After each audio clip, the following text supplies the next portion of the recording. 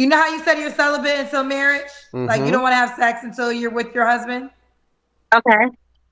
Some men feel as though women want to get wife treatment, as in the way they spend their money, which Mm-hmm. would be the way they would spend their money on their wife, Oh, well, opposed he's to not a the one woman for they're me. He's dating. not. He's no. He can't be financially celibate.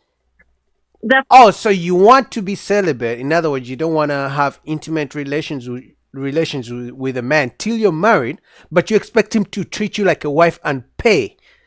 Okay. How old are you, mama? I'm 51. Okay, 51. What's your zodiac sign? I don't even go by zodiac sign, but I'll just say my birthday is November 22nd. Okay, it's fine if you don't believe in zodiacs. Do you have any kids? Yes, I have a 26-year-old son and a 17-year-old daughter. Okay. Both by the same man? No, my husband. The first one is by my husband. And my second child is. I dated him for 3 years. We never got married though. Okay. And so Teresa, DMV, 51, 20, mine and two children, married once. And what do you do for a living? I'm an attorney for the government, and I own my own veterans consulting business. So attorney for the government, and you own your own veteran government business? No, veteran consulting business. Veteran consulting business. Okay. And I think I got it all. So Teresa, 51, DMV area, minor two, married once, attorney for the government, and owns her own veteran consulting business. What kind of man you looking for, girl? Okay, so I kind of 5'8", so I'm kind of tall, for a little bit more than average. I like a tall guy, but I would love someone who, number one, has a personal relationship with God, that they have a prayer life, that they are able to pray over the relationship, not just me praying for the relationship, that we pray together. That's number one. He's got to have a sense of humor, because if he looks at my IG page, I have this character I play that's called Uncle Frankie, and Uncle Frankie has a way of doing Bible studies that's kind of comical. So I have a You kind of have a funny sense of humor. wait, hold on. You have a you play a character on Instagram? Yeah, I'm an amateur. I do stand up comedy too. Aside from Oh, being okay. an attorney, it's a hobby So though. you're It's a attorney for the hobby. government. You're attorney for the government and a stand-up comedian. I'm an amateur stand up comedian. Yeah, I've done DC Improv in November last year. Okay. So what did you say about that? How did we get there? What did you say about that again? On doing comedy because I started doing this character called Uncle Frankie. It's me with a beard and mustache and afro and gold teeth. And Uncle Frank. That's gonna be a deal breaker for most men, right there. That's gonna be a deal breaker. That's what I think. Obviously, there's some guys who may prefer a woman who plays like a male comedian or a male uncle or a comedian who plays an uncle, but most men, I think that would be a deal breaker. What's up, guys? Boogie back again. Don't forget to subscribe. Road to 5,000, guys. Support your boy. If you like my reaction, support your boy. Subscribe to the channel. So we have this young lady, 51. So the first time she did it right. She got married, had a kid. Second time, she had a child out of wedlock, meaning she wasn't married to the guy for 3 years. Now she wants a man to marry her, and get this, no sex until marriage. Let's go. Frankie takes Bible takes Bible scriptures. He kind of flips them on end and makes them into the funny scriptures. It's real biblical verses. It's Bible verses, but I turn them into kind of funny stuff. So you want a man that has a sense of humor. Oh, he's got to have a sense of humor. Okay. Okay. Keep going. What else do you desire? Um, I prefer 60s above because I'm tall. I love if he would be able to be a genuinely caring person. I have left a date before when the guy is rude to a server, because if you're rude to the server, you're going to eventually be rude to me. That's just in your nature. Respectful of Anybody not too high on the high horse. I don't care what your job is, as long as you're good at what you do. You don't have to make a certain income because I know that's one of the questions. If you're able to take care of the things you want and the things you need without sacrificing and struggling, then that's good. Okay. So that was one of your deal breakers. I have a list of deal breakers. Yeah, they always seem to have a list of things they expect in a man, right?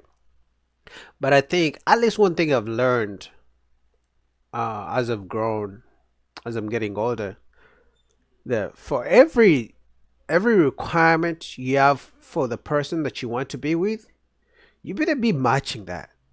If you can write a list of the things you expect in a partner, you better write a list of things you bring to the relationship as well. If you have 20 things, you better have at least 25 that you bring. But one thing about these shows you guys will see, of if you have been watching Kendra G's show, women come, they're ready with their lists of things they expect in a man. But as soon as Kendra G is like, what do you bring or something, they say, I bring myself. Actually, they usually say, the man should accept me the way I am. You know what I mean? It's crazy, but they always seem to have the list. Let's go through her list and see. Okay, let's get to the deal breakers. Okay, deal breaker. If you can effectively communicate your feelings in a positive way, that's a deal breaker. Meaning, even when we disagree, you need to be able to positively or communicate that you don't agree with me without screaming and yelling. Every disagreement doesn't have to be an argument. I already said that no personal relationship with Jesus Christ is a deal breaker. Being rude, talking crap about your exes. If you do that, you're going to end up doing that to me too. That just shows me the kind of person you are. You were with the person. You chose to be with that person, not talking about them. But that was your choice. So don't come talk to me about how much you hate your exes and how much they're jokes. Okay. So smoking cigarettes or weed, that's a no. Um, refusing um, refusing to heal from your childhood traumas when you know that your traumas from childhood are why you have relationship issues. You're willing to address them, confront them, and heal from them, we can work through it together. But if you don't blame everybody else for all your problems, you're not ready. You're not ready. Um, you can't be unemployed. Now that's different than being retired or being a business owner. Because being a business owner, you're not unemployed. You own your own business. Being retired, you're not unemployed. You're retired. But if you don't have a job at all, so sorry, Charlie. Me no can do. No. I already said no sense of humor. That's a no go. Okay. What about now? You already mentioned how tall are you, Five eight. Teresa? Five You're eight. 5'8". So You you can mentioned say Teresa. It's okay. I, yeah. Teresa. You can say Okay. Teresa. It's okay. Doesn't mean have to look a certain way. He has got to have nice teeth. He does not have to, look at her. But these right here, they have to look right. They have to look right. Okay, Yeah. so you gotta have nice teeth. What Yeah. about money? Should he make a certain amount of money?